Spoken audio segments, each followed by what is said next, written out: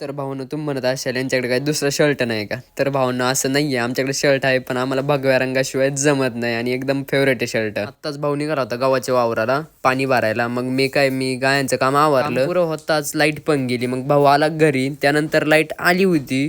मग भाऊ म्हटला तू जा एवढेच पाणी भरायला. मग मी गेलो. आत्ताच छोटा भावांनो गेलाय गावासाठी पाणी पाहण्यासाठी आणि मी पण आलेलो आहे आपल्या घासाला पाणी पाहण्यासाठी. आत्ताच गावाचं पाणी भरून झालंय बरं का भाऊंनो. तर इथे येऊन पाहतोय तर भाऊ पबजी खेळतोय.